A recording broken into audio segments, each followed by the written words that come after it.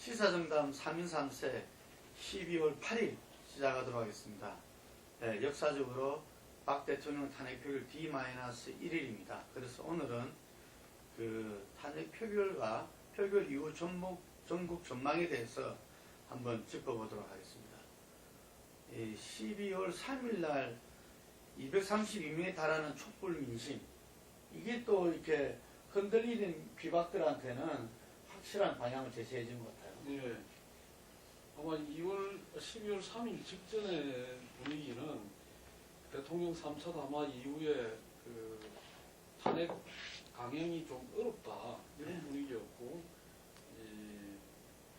뭐 대체로 이제 좀 그 탄핵보다는 그 4월 퇴진 쪽으로 무게 중심이 옮겨가는 거 아니냐 그런 우려가 있었습니다만, 12월 3일 날 오히려 그 전 그 26일이죠. 11월 26일 촛불보다 훨씬 더 이제 많은 숫자가 모이고, 또 거기에서 또 열기도 굉장히 더 치열했던 것 같습니다. 그런 걸 보면서 이 정치권 전체가 긴장하게 되고, 그러면서 새누리당의 비박이 가장 이렇게 확실하게 태도를 바꾸게 되는 그런 계기가 됐던 거 아닌가 그렇게 봐집니다. 이 여론조사로 나타나는 어떤 국민들의 판단, 이게 참 두려울 정도로 이렇게 본질을 깨뜨는 것 같아요. 이때도 보니까 뭐 3차 대국민 담화, 여의도 정치권에서는 상당히 흔들렸잖아요. 그런데 국민들은 당시에도 이 탄핵 피하려는 꼼수다, 이게 74.2% 정도 나왔었잖아요. 이게. 사실상 이제 박 대통령으로서는 이렇게 본인이 가야 할 국회의원 이런 부분들, 이런 부분들을 통해서 이렇게 전국을 돌파하고, 그러면서 이렇게 탄핵을 이렇게 피하려고 했던 의도는 분명히 있었습니다.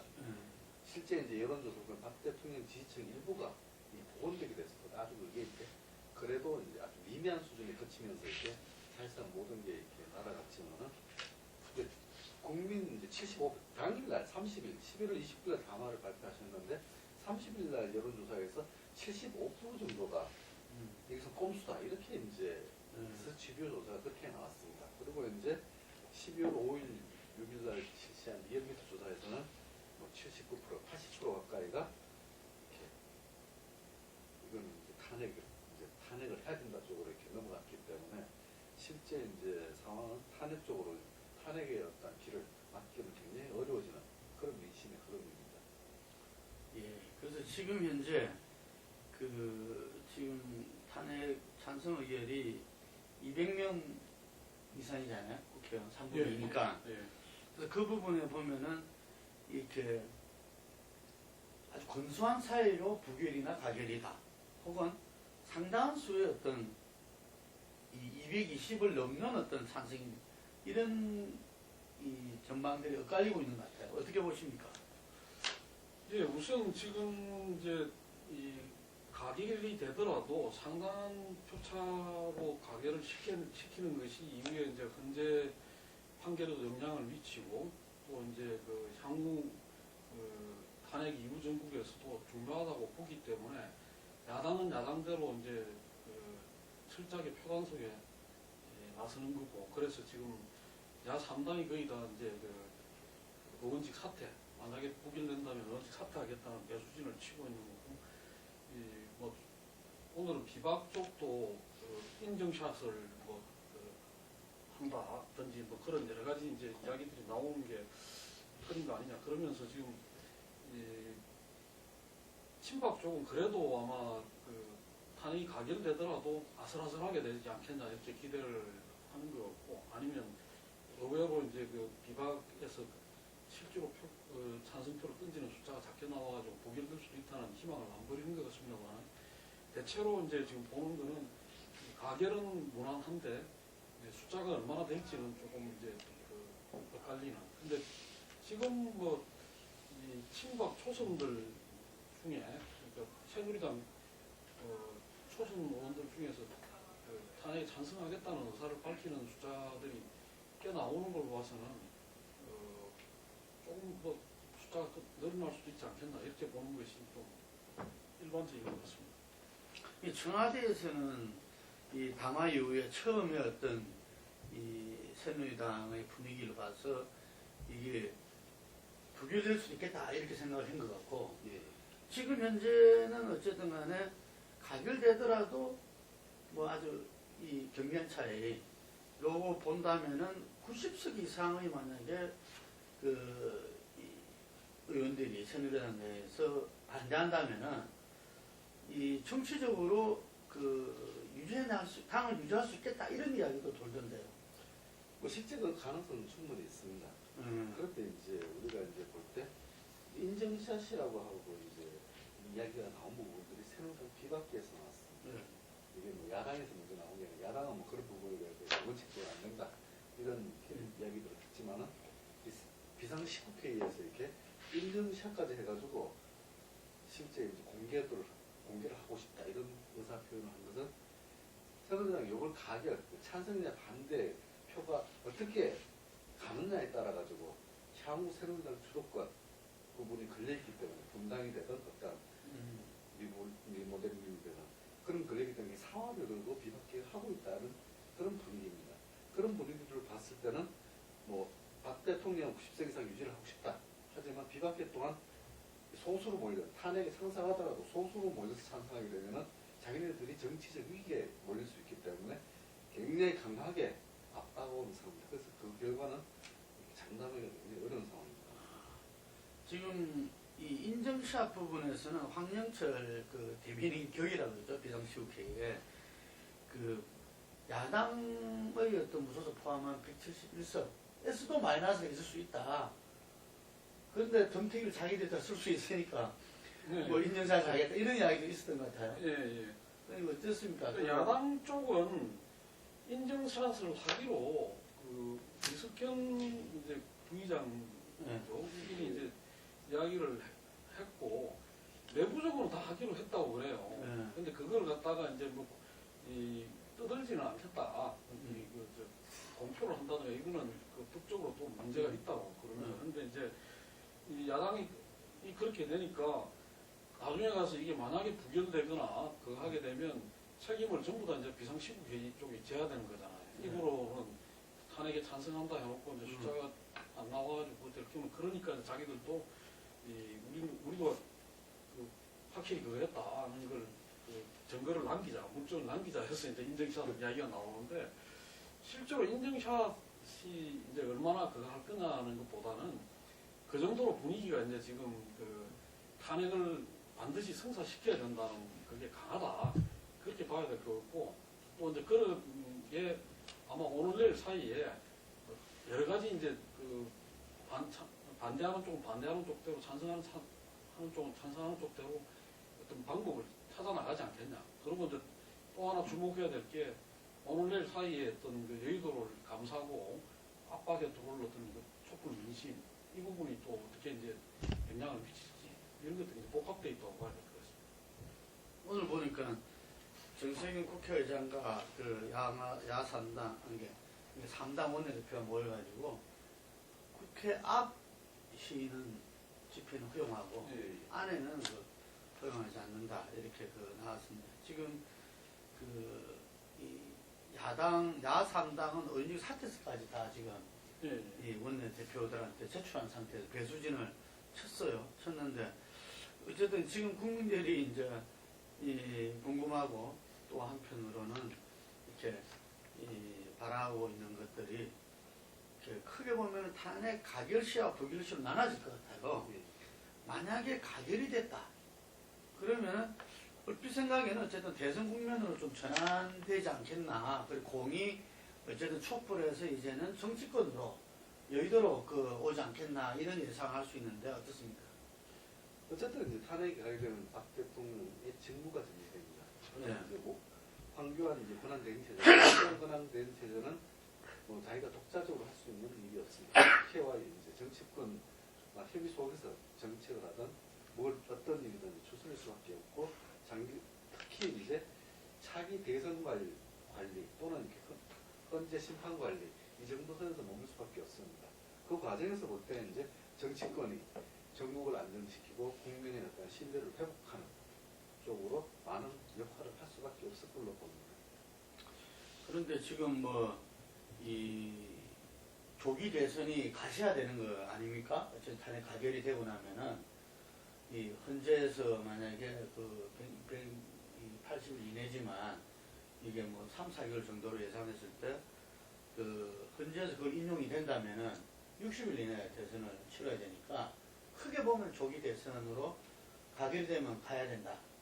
그러니까 이제 아니 그 부분은 조금 저는 이제 저거라고 보는데요. 이 변수가 있다고 봅니다. 뭐냐면 국회에서 탄핵을 가결시켰다는 것은 이제 헌재로 이걸 넘긴 거죠. 넘긴 거고 헌재에서 이제 최종 어떻게 될 거라는 게 남아 있는 그런 상황이기 때문에 촛불 같은 경우에 지금까지 이게 탄핵으로 국회가 가결을 시키도록 만드는 데 있어가지고 이 정치권이 주도적으로 이걸 해가고 만들었다고 보지를 않지 않겠습니까? 네. 그리고 실제로 또 우리가 봐도 그렇고 그런 측면에서는 일단 이 탄핵이 가결되고 나면 12월 10일 촛불이 이제 바로 그 다음 날인데 아마 이 촛불은 성격이 조금 축제적인 승리를 자축하는 어떤 그런 1차적인 승리를 자축하는 그런 성격의 촛불이 될 가능성이 많고 또 한 가지 지금 그걸 해야 될 게 여전히 국정조사하고 특검이 진행되고 있는 상황이다. 또 여러 가지 상황들이 계속적으로 터져 나오고 있다. 그리고 오늘 같은 경우에도 이제 이게 지금 먼저 친박 쪽에서 태블릿 PC 출처를 수사를 하라 뭐 이런 식으로 그걸 했는데 JTBC가 오늘 저녁 7시 55분 뉴스에서 이걸 공개를 한다고 그럽니다. 그렇게 됐을 경우에 이게 또 이제 내일 결과에도 영향을 미칠 거고 이후 이제 또 분위기에도 영향을 미칠 거라고 보는데 상당 기간 동안 제가 보는 거는 이 국회에서 가결이 되더라도 현재 판결 시점까지 이 촛불이 좀 다양한 형태로 진행이 안 되겠느냐 그렇게 봐야 될 것 같고 그다음에 그 과정에서 이 한편으로는 이 좀 다양한 형태의 촛불하고 국정조사하고 이 특검하고 이런 게 진행이 되면서 그 전체가 또 헌재를 압박하는 그런 상황으로 가지 않겠냐. 그러면서 한편으로 또 이제 조금 전에 말씀하셨듯이 정치권에서는 정치권 나름대로 이 전국 해법을 찾기 위해서 뭔가 새로운 모색, 그다음에 뭐 우리가 예상하듯이 탄핵이 가결되고 나면 제일 혼란에 빠지고 심각한 상황에 빠질 게 새누리당이기 때문에 새누리당에서 책임론, 그다음에 또 새누리당을 어떻게 재편할 거냐는 문제가 터져 나오고 그런 점에서는 이 당장 야당 또 대선 국면으로 바로 간다고 보기보다는 그런 상태에서 어떻게 이 여야 간의 어떤 그런 협상이랄까 내지는 어떤 그런 전국 해법을 찾는 고리를 만들어 나갈 건가 이런 것들이 이제 오지 않겠느냐 그렇게 봐집니다. 이제 촛불을 중심으로 한 어떤 이 부분들에 대해서 이 말씀을 하시면서 정치권은 또 나름대로 이렇게 이 변화가 있지 않겠냐. 그렇지만 탄핵 가결 전과 후는 정치권의 역할이 완전히 좀 다를 것 같아요. 왜냐하면은 그전에는 박근혜 이 퇴진 탄핵에 모아졌다는 이제는 가결 이후에는 앞으로 어쩔 거냐. 이런 부분에서 정치권이 좀 답을 해야 되지 않겠냐. 지금 추미애 민주당 대표 같은 경우는 한교안 총리 체제는 안 된다 이렇게 지금 이야기를 했어요. 뭐 그 부분들은 이제 지켜봐야 될 거거든요. 어쨌든 지금 탄핵을 시킨 근본 이유가 이렇게 박 대통령이 직무를 유지하느나 어떠한 해법도 없다고 판단했기 때문입니다. 근데 이제 직무를 정지시키기 때문에 이제 다른 해법들, 정치적 협상들이 이렇게 도모될 수밖에 없어요. 지금은 그 이전에 했다면은, 탄핵 이전에 했다면은 누가 만났다 이런 건 난리가 나는 상황이지만은 그 이후에는 이제 정치적 협상을 하는 과정들은 존재할 수밖에 없다. 그 얘기는 이제 박 대통령 스스로 이제 헌재에서 싸우겠다고 했지만은 행상 책임, 범주적 책임이나 행상 책임이기 때문에 헌재는 정치적 판단을 하는 부분들입니다. 그런 부분이기 때문에 본인의 방법도 굉장히 취약할 수밖에 없습니다. 이런 상황에서 하야나 다른 정치적 추구 부분들을 어쨌든 찾아 나갈 것 아니냐 이렇게 보는 거죠. 행상 책임이 김무성 전 대표와 추미애 대표랑 회담에서 그 메모가 노출되면서 그래서 이것이 형사 책임을 잘못 쓴 거 아니냐 이런 오해도 있었는데 행상 책임이라는 게 정확하게 뭘 말하는 겁니까? 그 행위, 대통령 직무를 행위로서 이제 적합하게 행하냐는 부분이 나중에 굉장히 정치적인 판단입니다. 이게 법률상하고는 다르다 이거죠. 네, 예. 법률적 위법사항을 가지고 판단하는 게 아니라 대통령 직무를 제대로 수행했느냐는 부분을 가지고 따지는 부분입니다. 말이 놓은 김에 조금만 이렇게 짚어보자면 여야로 봤을 때 금방 말씀하신 대로 새누리당이 일단 먼저 어떤 시기든지 변화되지 않으면 안 될 상황이 놓여있거든요. 예, 그렇습니다. 예. 그러니까 그 부분에서 지금 뭐 탄핵이 가결되고 나면 이 친박 쪽은 비박 쪽의 배신 내지는 정치적 배신, 그다음에 뭐 저거에 대해서 강하게 규탄하면서 어떤 그 자기들 지지층, 그 남아 있는 그게 숫자가 얼마나 될지 모르겠지만 지지층을 가지고 이 대통령이 직무 정지됐더라도 그 동정 여론까지를 업어가지고 그 새누리당을 유지하면서 가려고 하겠지만은 그 색에 아마 그 새누리당은 그걸 해야 된다, 해체를 해야 된다. 아마 촛불 또 당연히 이제 다음 타겟으로 이 민심을 거역하려고 했던 그 소위 탄핵 찬성 의원들 이 부분에 대해서 공격을 하지 않겠습니까? 그러면서 제가 보기에는 이정현 체제가 계속 가지는 어려울 거다. 가기는 어려울 거고, 그러면 그 친박은 친박대로 어떤 형태로든 새로운 출구를 모색하는 수밖에 없고, 비박 진영 내지는 어떤 새누리당에서 탄핵에 찬성했던 진영은 진영대로 어떤 틀거지를 갖추는 어떤 그런 작업에 들어가겠죠. 왜냐하면 그 다음 어떤 정치 국면에서 자기들이 계속적으로 발언을 하고 영향력을 행사하려고 하면 지금 같은 어떤 시스템으로는 안 되니까 뭔가를 모색하는 그런 식으로 가지 않겠나. 그 과정에서 여전히 이제 보수 내에서의 어떤 그 주도권 싸움 이 부분은 있을 수밖에 없고 상당히 치열하게 전개되지 않겠냐. 뭐 그렇게 봐야 되겠죠. 새누리당 당 자산이 1,000억 정도 된다던데 요즘 지금 그 비상시국위원회 그 비박들도 가능하면은 당권을 자기들이 접수하면서 그 해체와 재건으로 가려고 하는 거고, 그렇지 그게 도저히 안 됐을 때는 분당한다는 건데. 지금 아마 대통령이 그 전번에 정진석과 이정현을 청와대에 불러가지고 그 어떤 근 1시간 가까이 대화를 나눴다고 하는데 그런 문제들이 그 포함되어 있지 않을까요? 그러니까 그 우리가 결과적으로 탄핵이 가결되더라도 절대 포기해서는 안 된다. 끝까지 가자. 그리고 순순히 당의 주도권이나 그 조금 전에 말씀하셨던 당의 자산을 포함한 모든 것들을 내주는 그런 백기투항은 없다. 이걸 아마 확인했던 거 아닌가 그렇게 봐지고, 그런 점에서는 아마 어떤 형태로든 그 소위 친박의 그 저항 내지는 어떤 그거는 지속될 거고, 여론을 돌리려고 하는 시도도 계속 될 수밖에 없지 않겠나. 그 속을 뚫고 이제 또 헌재를 압박하면서 또 가는 그런 상황이 되지 않겠나 그럴 그 정점에 어쨌든 분기점에 안기문 기무가 그게 있겠네요. 실제 이제 박 대통령이나 이제 친박이 자신하는 것은 이제 TK 이쪽의 동정여론에 어떤 그 기대는 측면이 굉장히 강합니다. 이제 최근 여론조사 지표는 60대 이상 새누리당 낮아지자면은 그 새누리당 지지층 15%, 5% 내지 10% 지지 그리고 TK 요 세 곳의 기반들이 아직은 남아있다는 보여주고 있어요. 박 대통령 동정여론 이것만 가지고는 실제 친박이 당을 장악할 수 있느냐 이거는 굉장히 어렵다고 봅니다. 결정적으로 이제 반기문 유엔 총장의 귀국 후 과연 어떤 행보를 할 것이냐 이것이 이제 결정적인데 반 총장이 친박계와 거래를 두게 되면 사실상 친박의 주도권은 어렵다고 봐야 되는 부분이 있습니다. 이 비박계의 분당으로 인한 흔히 말하는 사지대 그 부분에서 반기문 총장이 어떤 신당을 모색할 것이다.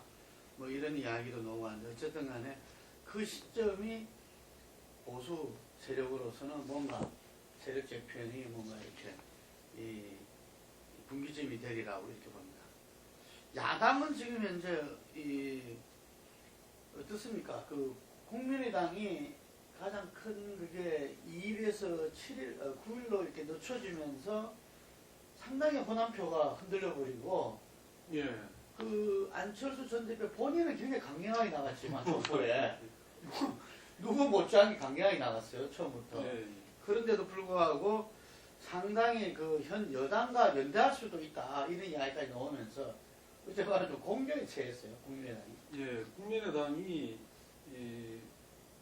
그러니까 어떻게 보면 좀 그 박지원 그 비대위원장인가요? 이분이 이제 여러 가지 이제 그동안 뭐 큰 그거 없이 그 강세에 비해서 잘 끌어왔다고 볼 수 있는데 예. 막판에 가서 결정적으로 이제 저걸 하고 김동철 저기 대표한테 넘어갔는데 그 과정에서 아마 저랬던 것 같아요. 그러니까 이 추 대표가 이제 그 만나는 걸 공격을 하면서 이걸 했는데 이 추 대표가 당신은 매일 뒤에서 만나지 않느냐 이런 식의 그게 나오고 그러면서 이 실질적으로 그 국민의당은 그 새누리당의 비박 쪽하고 손을 잡고 이 제3지대로 해가지고 갈 수 있다 이런 것들이 파다하게 좀 떠들었죠. 그렇죠. 그러면서 이 호남의 여론이 급속도로 악화됐던 그게 이제 뭐 지금 피부로 그냥 그 국민의당에 있는 친구들 스스로가 당혹해할 정도로 그렇게 단순한 2일에서 7일로 늦춘 것만이 아니네요. 그러니까. 늦춘 것만이 아니고 전번에 천정배 그 누굽니까 의원님과 그 이야기 말씀하셨다는 그런 부분이나 이런 것들이 호남 내 많이 소문이 돌았던 거죠. 그러니까 우리는 이 문재인이 될 바에는 차라리 그 새누리하고 손을 잡는 게 낫겠다 이런 식의 어떤 그런 그 호남 개혁적인 보수세력과 함께 할 수 있다 이렇게 이야기했죠. 호남의 어떤 그 지금 그 국민의당 정서를 대변한다고 하는 분들이 그 표현했던 그런 부분들이 호남 내에서 상당히 비토를 받았다. 그러면서 이게 저대로 국민의당이 호남을 대표하는 식으로 가는 것에 대해서 용납하기 어렵다. 이런 정서들이 많이 퍼졌던 거라고 봐야 될 것 같습니다. 사실 이렇게 최순실 정국이 들어설 때부터 이렇게 박지원 당시 이제 비대위원장께서 이렇게 함정, 덧 이야기를 많이 하셨습니다. 그래서 이것을 극도로 이제 경계하고 신중한 행보를 사실 했거든요. 국회 추천 총리 문제라든가, 그 다음에 이제 개헌 문제라든가, 실제로 박 대통령이 던진 것들은 상당히 덫이 많았습니다. 정세균 의장한테 던진 것도 덫이었고, 3차 담화 자체도 덫이었거든요. 이런 부분에서 이렇게 잘 피해 왔는데, 결과적으로 자기가 이제 피하는 그 과정들이 계속 이렇게 원칙적이지 않다라고 하는 이미지를 이렇게 계속 이렇게 남겼던 부분들이 있던 것 같습니다. 특히 이제 3차 담화 부분들이 개헌과 고리가 걸리는 부분들에 있어 굉장히 주저했던 모습들. 그것도 4월 퇴진론에 일정 동의하는 게 아니냐는 이제 의구심을 들게 하는 것이 이런 것들이 이제 국민의당의 한의적인 것 아닌가 이렇게 봅니다. 이게 이걸 통해서 좀 이 호남 민심이 뭐 보수화됐다 뭐 이런 이야기도 많았는데 뭐 그런 부분에서 일정 정도 우리가 호남 민심은 어쨌든 간에 이 정통민주 세력에 대해서 오히려 이 중심을 갖고 있다는 것을 갖다가 좀 유추할 수 있겠어요. 예, 호남 민심은 뭐 이번에 보면 거의 1% 0% 그런 수치가 계속 나올 정도로 박근혜에 대해서 굉장히 단호했고 또 그런 부분들이 지금에서 국민의당 지지가 빠진 것이지 그 부분들이 뭐 여권이나 이런 쪽으로 한 게 아니고 전부 다 그 수혜를 가장 크게 보는 사람이 지금 이재명 성남시장이 봤다고 할 정도로 이 야권 내에서 다른 선택지를 찾았다 그렇게 봐야 될 것 같아요. 그런 점에서는 여전히 호남은 이 새누리당 내지는 어떤 지금 보이고 있는 어떤 박근혜 정부의 모습 이런 그 정권의 모습 이런 거에 대해서는 굉장히 단호하다 그렇게 봐야 될 것 같아요. 근데 지난 20대 총선 이후에 호남은 이제는 그 두 당의 또 이렇게 이 대선 후보를 갖다가 이제는 좀 이렇게 선택한 어떤 속에서 보기로 했다. 이게 국민의당과 안철수를 선택한 것이 아니라 이제는 같이 놓고 좀 이렇게 선택을 해야 될 그걸 총선에서 보여줬다. 이런 이야기들이 있었는데 지금 보면은 전국 지지도 차이보다 호남 지지도 차이가 더 큰 이렇게 나오는 것 같습니다. 과연 국민의당은 이 호남에서 좀 멀어지는 민심을 어떻게 극복할 것인가 큰 숙제로 있는 것 같습니다. 마지막으로 한번 짚어볼 부분들은 이건 촛불 정국이랄까요? 이 탄핵 정국이랄까 여기에서 가장 급부상한 사람이 이재명 성남시장입니다. 뭐 여러 조사에서 그 문재인 다음 이자희를 차지하는가 하면은 그 부분에서 또 차이도 얼마 안 되는 뭐 이런 것까지 나타나서 이 과연 문재인 전 대표의 그 야당에서 보완제냐 아니면 아예 대체제냐 이런 말까지 넣어보고 있습니다. 어떻게 평가하고 계십니까? 예, 하나 좀 특징적인 부분은 이 새누리당 지지도가 굉장히 폭락을 하고 또 반기문 지지도 역시나 추락을 했는데 거기에 비해서 문재인 그 야권의 1위를 다니고 있는 문재인 후보의 지지율은 크게 그 성장하거나 크게 무슨 어떤 그런 걸 보이지를 못했다. 약진하는 그런 모습을 보이지 못했다. 반면에 이제 그 야권의 어떤 그 후보들 중에서 그 이재명 성남시장이 아주 급속도로 이제 그 약진하는 그 다음에 엄청나게 이제 그 치고 올라오는 그런 모습을 보였는데 이거는 이 두 가지로 봐야 될 것 같습니다. 하나는 그 문재인에 대한 어떤 그런 좀 비토 세력 이런 부분들이 상당히 좀 의외로 강고하게 자리 잡고 있다.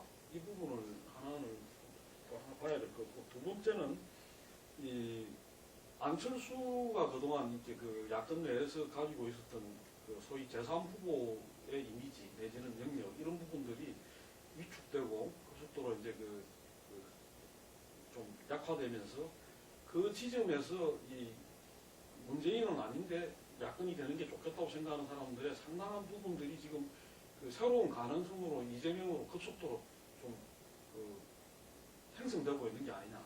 이게 그 중요하게 봐야 될 거는 이재명 후보가 어느 순간에 이렇게 그 일시적으로 확 올라간 게 아니라 꾸준히 올라가고 있다는 거고 또 한 가지는 이제 앞으로 더 이게 그 탄력을 받을 수 있는 가능성이 있어서 문재인 후보 진영에서 굉장히 지금 당혹해하고 어떻게 보면 견제에 들어갔다 그렇게 봐야 될 거예요. 예, 그 정부장 어떻게 보십니까?